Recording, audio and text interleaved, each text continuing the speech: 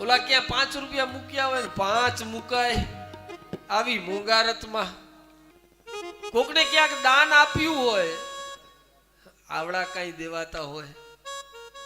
આ તો બધા નવરા બેઠા છે, આ લોકો બધાનો ધંધો છે.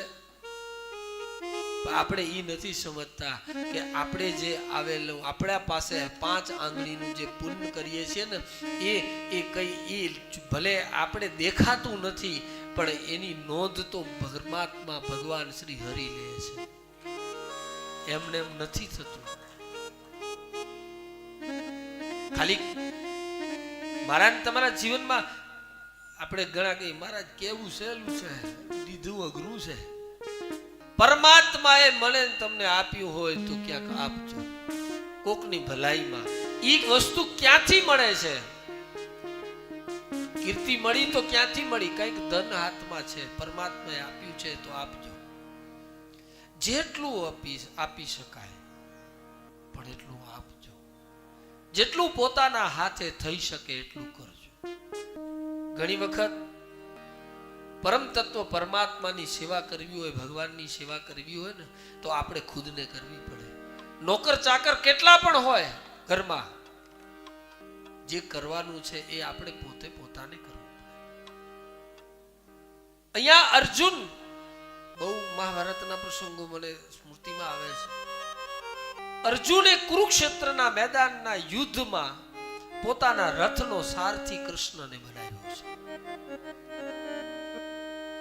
આપણે પણ ક્યાંક પણ એવું ગાડી ચલાવતા હોય, આપણે ડ્રાઈવર રાખ્યા હોય, પણ જ્યારે કોઈક એવો સમય ને કોઈક એવું સાધુ પુરુષ આપણે મળી જાય ને, ત્યારે પરમાત્મા મળી જાય ને, ત્યારે આપણે ખુદને પોતાને ડ્રાઇવિંગ કરીને એને સુધી પહોંચવું જોઈએ.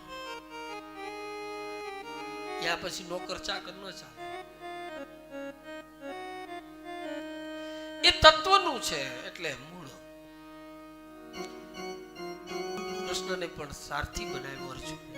અને જેનો સારથી અર્જુન કૃષ્ણ હોય, એ અર્જુનને શું તકલીફ હોય? એને શેનો ભય હોય? નિર્ભય થવાની જરૂર છે. એટલે મૂળમાં મતિ કીર્તિ ગતિ ભૂતિ ભલાઈ. પરમાત્માએ આપ્યું હોય તો કોકને આપજો, મદદરૂપ થજો. અને કઈ ના આપ્યું હોય પરમાત્માએ તો ટાંટિયા ખેંચવાનું બંધ કરજો. આટલું તો કરી શકાય ને આપણે? આટલું તો આપણે કરી જ શકીએ. કોઈને કઈ આપી ન શકીએ તો કોઈનું નુકસાન કરવાનો આપણે અધિકાર નથી.